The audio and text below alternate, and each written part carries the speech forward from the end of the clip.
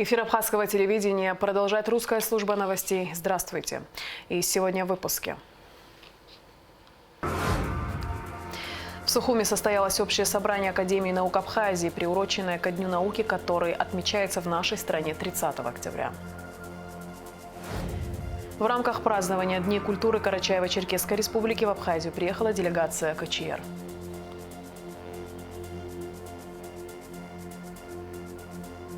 В Министерстве обороны Абхазии подвели итоги подготовки вооруженных сил Абхазии за октябрь и определили задачи на будущий подготовительный период.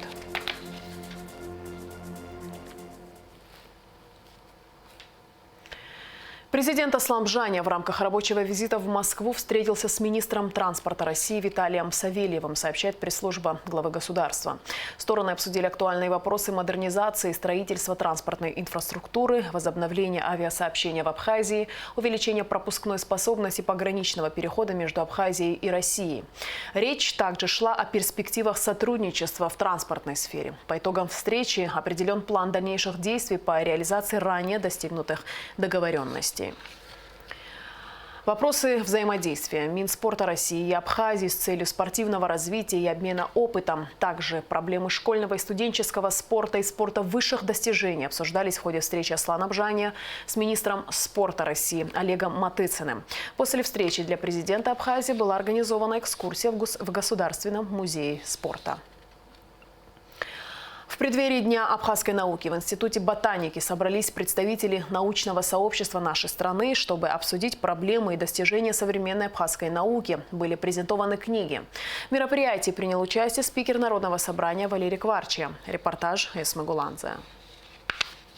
Президент ААНа Зураб Джапуа поздравил работников научной сферы с предстоящим праздником, отметив вклад абхазских ученых старшего поколения. Зураб Джапуа рассказал о значимости науки в жизни государства. Надеюсь, общественность обратила внимание на то, как активно задействован потенциал, в частности, Института экспериментальной патологии и терапии и Сухумского физико-технического института в борьбе с ковидом. Кто сегодня может написать академическую историю Абхазии, изучать проблемы языка, культуры нашей страны, как не Абхазский институт гуманитарных исследований? Кто сегодня может изучить вопросы сельского хозяйства, как не институт сельского хозяйства? Советник президента Абхазии по вопросам культуры и науки Нукзар Логуа зачитал поздравления Аслана Бжаня всему научному сообществу республики. Быть ученым значит посвятить свою жизнь ежедневному кропотливому труду, наполненному новыми открытиями и знаниями. Имена наших великих ученых вписаны золотыми буквами не только в отечественную, но и в мировую науку. Отрадно, что нынешнее поколение абхазских научных работников, бережно охраняя и приумножая славные традиции предшественников, делится своими высокопрофессиональными знаниями с теми, кто только начинает свой путь науки. Без развития науки невозможно развитие государства. Руководство Республики Абхазия будет и впредь уделять пристальное внимание развитию науки, поддерживать инициативы ученых. На собрании были представлены научные работы сотрудников ААНа, в том числе и опубликованные за рубежом. Доктор экономических наук Заур Шалашава презентовал книгу, вышедшую в 2020 году. Работа явилась результатом совместных исследований Института экономики и права ААНа и Северо-Кавказского государственного университета. Книга называется «Государственно-частное партнерство как инструмент развития международного сотрудничества России и Абхазии в условиях цифровизации». Автором, редактором с абхазской стороны я ваш покорный слуга, российской стороны была доктор наук профессор Парахина. И вот эта книга вышла под грифом Министерства науки и образования Российской Федерации. И сегодня я хочу сообщить о том, что Международный союз экономистов представил данную монографию на премию «Экономическая книга» 2021 года. Я не могу сегодня сказать, там комиссия существует, входят российские, иностранные ученые, какой результат мы получим, но то, что она представлена, названа, уже нас это радует. Доктор филологических наук Вячеслав Чирикба рассказал о последнем выпуске Вестника Академии наук, объединившем статьи разных авторов. Издание представлено в 2 сериях – гуманитарные исследования и естественные науки. Поскольку вот «Побеги» уже лет 6 уже не сдается почему-то, значит, сборник по филологии, да, вот, и практически это единственное вот издание, где можно публиковать работы по филологии в Абхазии сейчас, к сожалению. Вот. Но зато здесь очень много места, вот 300 страниц и очень такое насыщенное содержание. Здесь разделы языкознания, литературоведения, истории, экономики, социологии, рецензии. Тоже, кстати, очень важно, что Абхазия практически вот вымирает жанр рецензии. Кроме того, на собрании единогласным решением был избран директор Института ботаники. Им стал академик АНА, доктор сельскохозяйственных наук Лёси Кайба. На мероприятии были вручены дипломы кандидатам наук и премия молодому ученому Рашиду Цвижба за лучшую работу на абхазском языке в области естественных наук. Академия наук Абхазии была создана в трудное послевоенное время по инициативе первого президента Абхазии Владислава Ардзенба. Академия взяла на себя задачу сохранить опыт прошлых поколений и обеспечить дальнейшее развитие науки в стране. Очень позитивно оцениваю состояние абхазской науки в Абхазии. Конечно же, сегодня есть очень серьезные проблемы. Они связаны не только с ковидом, но и с экономической ситуацией в Республике Абхазия. Однако традиции, которые существуют сегодня у абхазской науки, у науки в Абхазии, они сегодня, можно сказать, развиваются. Защищаем кандидатские, даже докторские диссертации здесь у себя в системе Академии наук Абхазии. И плюс, естественно, без этого не обойтись. Мы, значит, благодаря нашим контактам с нашими коллегами в Российской Федерации проводим, значит, проходят стажировки наши молодые ученые, защищают там в различных институтах, центрах Российской Федерации диссертации. Сегодня АНА развивает несколько научных направлений. В ее структуре 3 отделения – гуманитарных и социальных наук, физико-математических и технических наук, медико-биологических и сельскохозяйственных наук и наук о земле. Во все эти отделения, значит, в разных институтах академических готовим молодых людей, молодые кадры.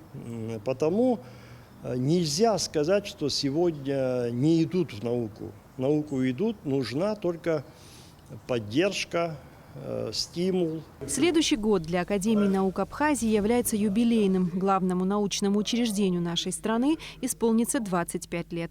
Эсма Гуланзе, Раму Камке, Абхазское телевидение. В Министерстве культуры состоялась встреча Гудисы Агрба с министром культуры Карачаево-Черкесской республики Зурабом Агирбовым.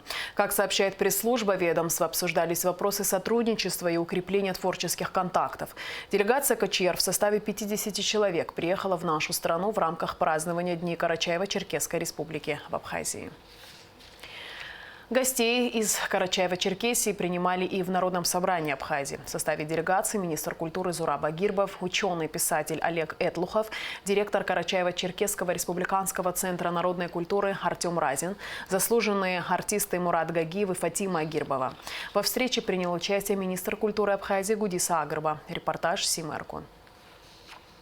Приветствуя гостей, спикер парламента Валерий Кварчи отметил значимость культурного диалога и обмена опытом дружественных народов. Дорогие друзья, дорогие наши соседи, ближайшие соседи и ближайшие родственники, рады вас видеть в Абхазии с таким очень добрым делом. Дни культуры Карачаево-Черкесии в Абхазии будем вместе отмечать. Только немножко, конечно, ковид нас сковывает, и вас, и нас всех сковывает, но тем не менее, я думаю, что есть выход из каждого. В любой ситуации можно найти выход. Хотелось бы, чтобы все это очень удачно и интересно прошло. Зураб Агирбов, в свою очередь, поблагодарил за теплый и дружественный прием и подчеркнул, что Карачаево-Черкесию и Абхазию объединяет не только соседство, но и давние дружеские и культурные связи, которые необходимо сохранять и укреплять. Он также выразил надежду, что вскоре две братские республики свяжет и качественная дорога, и это позволит теснее наладить сотрудничество, торговые и экономические связи. Мы уже с моим коллегой обсудили некоторые планы. В эти дни плотно обсудим их детально и уже видим предпосылки для того, чтобы и в 2022 году, когда у нас столетие, и дальше на системной основе мы уже и молодежное сотрудничество, и сотрудничество в сфере туризма, которое для нас, для обоих регионов важно, ну и, конечно, культурные связи усиливать, потому что все у нас для этого есть. В будущем обсуждается уже, правда, давно, но все ближе и ближе вопрос дороги, которая будет соединять две стороны Кавказского хребта. Это значит, у нас будет гораздо больше возможностей видеться, общаться, обсуждать и проблемы, а самое главное, добрые, светлые дела, которые мы будем вместе делать. Поэтому эта поездка, я думаю, нам даст такой мощный импульс, чтобы мы двигались вперед все вместе. В составе делегации был хорошо известный и уважаемый в нашей стране писатель и общественный деятель Олег Этлухов. Он считает абхазов братьями и при каждой возможности рад посетить нашу республику. Мы гораздо ближе чувствуем себя здесь, единство наших народов здесь. Карачаево-Черкесия – республика с большим потенциалом, обладающая интересной и самобытной культурой и традициями. В эти дни у жителей Абхазии будет возможность познакомиться с творчеством и искусством народа Карачаево-Черкесии. В фойе филармонии будут выставлены экспозиции работ мастеров народных промыслов, проведены мастер-классы. Будет и концерт национальных танцев и песен, но в закрытом формате без зрителей из-за опасности распространения коронавирусной инфекции. Зураб Агирбов убежден, что нужно наращивать взаимодействие и взаимообогащение культур наших народов. В конце встречи гости преподнесли спикеру подарок в виде шерстяного пледа. Это новый сувенирный продукт, производимый в Карачаево-Черкесии. Символ региона, который славится мастерами по валянию шерсти. Здесь также набор хорошего чая и варенья к нему. Все у нас произведено, чтобы вас в теплое, в холодное время грело, вы вспоминали с теплом Карачаево-Черкесию. Позвольте, я от нашего главы вам передам вот такой вот сувенир. Делегация будет находиться здесь еще несколько дней. Гости планируют посетить несколько городов Абхазии. Сария Кварацхеля, Сима Аргун, Инала Гухава, Абхазское телевидение. В Министерстве обороны Абхазии подвели итоги подготовки вооруженных сил Абхазии за октябрь и определили задачи на будущий подготовительный период. В расширенном заседании под руководством исполняющего обязанности министра Беслана Цвижба приняли участие начальники управления, отделов и служб оборонного ведомства, командиры воинских частей и отдельных подразделений, а также представители военных комиссариатов и военной прокуратуры. На расширенном заседании с докладами выступили начальники управления, командиры воинских частей и отдельных подразделений. Начальник управления боевой морально-психологической подготовки Давид Бжани доложил, что все мероприятия в октябре месяце были проведены в строгом соответствии с утвержденным планом. Основными мероприятиями боевой и морально-психологической подготовки считаю проведенные ротные тактические учения без боевой, а также с боевой стрельбой комендантской роты Генерального штаба, 1-го и 2-го отдельных мотострелковых батальонов. Полевые выходы подразделений командно-разведывательного центра, артиллерийской группы, отдельного отряда специального назначения, а также завершающий этап командно-штабного мобилизационного учения, 3-й этап с проведением розыгрыша этапа боевой стрельбы 21 октября. Как отметил командир 1-го батальона Умар Парцхали, анализ воинской дисциплины показал, что имели место грубые нарушения. Двое военнослужащих были в самовольном отловчике, за что были наказаны в Сухумскую гарнизонную гауптвахту по 7 суток ареста. Дисциплина в батальоне в данное время оцениваю на удовлетворительно. На подготовительный ноябрь месяц основные усилия будут сосредоточены на разработку документации, планировании и подготовку к зимнему периоду обучения. В данное время самовольных отлучек нет. Основные усилия были направлены на выполнение плана мероприятий боевой подготовки, отметил в своем докладе командир артиллерийской группы Аслан Ахуба. А что касается военной дисциплины, то командир оценивает ее удовлетворительно. С 12 по 15 октября были проведены изучения мобилизационных ресурсов, приписанных на доукомплектование подразделений и части. С 16 по 22 октября состоялся полевой выход артиллерийских подразделений в районе населенного пункта Цабал, где по результатам проведенных боевых стрельб артиллерийская группа оценена на «хорошо». Особую благодарность хочется выразить личному составу курсантов 3-го курса, которые были командированы в артиллерийскую группу, из которых были сформированы 1-й, 2-й расчеты гаубично-артиллерийской батареи и полностью весь взвод противотанкового подразделения Д-44, которая была индивидуально оценена на оценку «отлично». Военный комиссар Республики Беслан Тарба отметил, что в соответствии с планом мероприятий призывная комиссия провела свою работу. 25-го были занятия с медицинской комиссией призывного. И 26 октября начался осенний призыв на действительную срочную военную службу Вооруженные силы Республики Абхазия. Ковид больных нету. С основным докладом выступил начальник Генерального штаба Вооруженных сил Республики Василий Лунев. Он доложил исполняющему обязанности министра обороны Беслану Цвижба об итогах проведенных мероприятий. Октябрь месяц у нас был насыщен мероприятиями боевой и оперативной подготовки. И завершились эти мероприятия проведением контрольных занятий в частях и подразделениях Министерства обороны Республики Абхазия. Основными недостатками, которые комиссия, работающая в 1-м батальоне, например, выявила, в первую очередь, проблема с обеспечением зимней формы одежды и неукомплектованностью подразделений, а также проблемы с восстановлением вооружений военной техники после занятий по боевой подготовке и проведению командно-штабных учений и тактических учений подразделений. Я думаю, что в подготовительные периоды эти вопросы должны быть поставлены во главу угла всеми командирами частей. Начальник Генштаба Василий Лунев поставил задачи на зимний период обучения, а это укрепление воинской дисциплины, повышение морально-психологического состояния личного состава. В планах также совместные занятия с подразделениями 7-й российской военной базы. Дениза Герги, Алексей Кухава, Абхазское телевидение.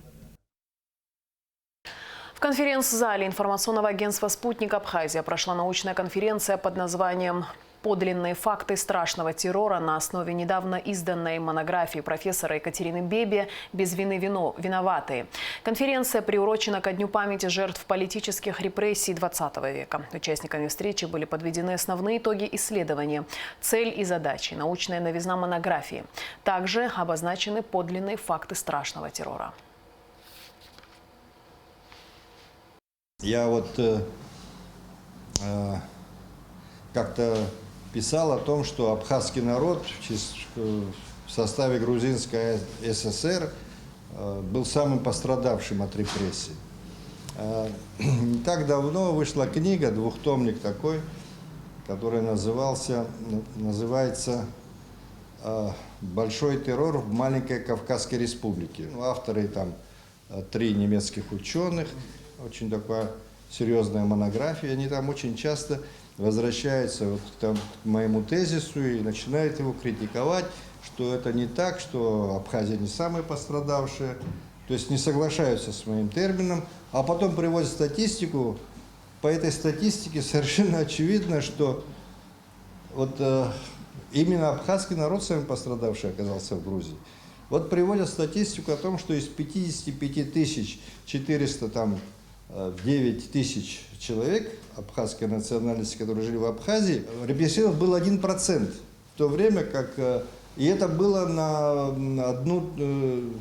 одну треть больше, чем в Грузии. А если посмотреть по количеству расстрелянных из числа абхазской национальности, получается, что вдвое больше, чем грузин было расстреляно. В селе Яштуха Сухумского района утром 29 октября произошел пожар. Загорелся билетажный дом по улице Школьной. Огонь тушили 3 пожарных расчета пожарно-спасательного отряда города Сухум. В результате происшествия сгорело подвальное помещение дома. Абхазия ввела частичные ограничения на пересечение границы с Грузией с 28 по 30 октября в связи с эпидобстановкой, сообщает служба государственной безопасности. Ограничения не касаются тех, кто пересекают границу по служебным делам, например, сотрудников Ингургэс. В этот период на пунктах пропуска по реке Ингур будут проводить санитарную обработку. Международный аэропорт Сочи введет новые ограничения, связанные с защитой от коронавируса, сообщает РИА Новости. Ограничения будут действовать в период нерабочих дней, объявленных на территории России с 30 октября по 7 ноября. В аэропорту будет запрещено посещение ресторанов, баров, кафе и столовых без уникального личного QR-кода. Граждане без QR-кода будут обслуживаться только на вынос. Бумажные справки и сертификаты без QR-кодов приниматься не будут. Коммунальные службы столицы приводят в порядок подземные пешеходные переходы в районе железнодорожного вокзала и турбазы. Об этом в репортаже пресс-службы администрации города Сухум. Ни один из подземных пешеходных переходов в Сухуми юридически не принадлежит администрации города. Они относятся к КЖД, Абхазавтодору или СФТИ. Но учитывая месторасположение и состояние, администрация приводит их в порядок. Переход в районе железнодорожного вокзала был восстановлен летом 2020 года по просьбе жителей близлежащих улиц. Но на днях коммунальным службам города пришлось вновь очищать переход от груды мусора. Выносят мусор и выкидывают. Потом тут же выкладывают и снимают, и говорят, вот тут, видите, что творится в городе, никакие меры не принимаются, мусор не убирают, не следят за этим. Мы не обязаны за подземными переходами следить, чистить, убирать. Есть компетентные структуры. Это Автодор, железная дорога СВТИ. Ни один подземный переход к городу не относится. Просто нам стыдно, когда мы это все видим, мы своими силами неоднократно убираем по 5, по 10, по 15 раз уже мы подземные переходы приводим в порядок. Участок центральной трассы в районе железнодорожного вокзала всегда перегружен потоком автотранспортных средств, особенно в летний период. И часто люди, рискуя жизнью, переходят дорогу. Им удобно пользоваться подземным переходом, если он функционирует. Часто пользуетесь? Да. Да? Да. И в каком состоянии он был недавно? Честно говоря, в ужасном состоянии все было. Здесь все было, все валялось на полу. А сейчас все, мы даже радуемся. Заместитель мэра Сухума Автандил Сурманидзе обращается к тем, кто пользуется переходами, не превращать их в мусоросвалку. Мусорные контейнеры расположены совсем рядом. Еще раз я обращаюсь к жителям нашего города, не бросайте, пожалуйста, хлам, грязь, мусор. Потом это приходится нам все это убирать, чистить. Коммунальные службы администрации Сухума также восстанавливают подземный пешеходный переход в районе турбазы. В декабре прошлого года здесь была выкачана вода. Спустя некоторое время вода вновь заполнила переходы. На днях службы города выкачали воду, в настоящее время очищают переходы от ила и мусора, который там образовался. В ближайшее время переход будет доступен для пешеходов. Мадина Абганба, Алексей Агухава, пресс-служба администрации города Сухум. РУП «Черноморэнерго» сообщает, что 30 октября с 10 до 16 часов в связи с ремонтными работами на воздушной линии Шишелети-1 будут отключены следующие подстанции: Очамчира-Тяга, Очамчира-2, Мык, Кочара, Адюбжа, Уарча, Дранда, Агудзера, Синоп, Баслата, Цабал, Епит. Без подачи электроэнергии останутся Чамчирский, Гулрыбский районы, восточная часть Сухумского района и восточная и центральная часть города Сухум. 30 октября в Сухуми состоится матч 19-го тура 3-го этапа чемпионата Абхазии по футболу сезона 2021 года. Встречаются Сухумская «Динамо» и Гудаутская «Рица». Начало матча в 15 часов 10 минут. Напоминаем, что прямую трансляцию всех матчей можно смотреть на канале Абхазского телевидения и в «Система Спорт» и в соцсетях. И в конце выпуска прогноз погоды.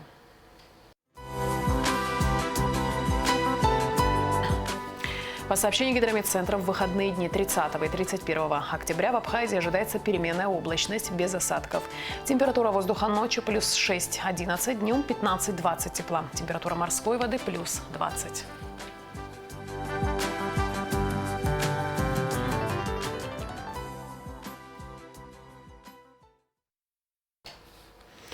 На этом наш выпуск завершен. Всего доброго и до встречи в эфире.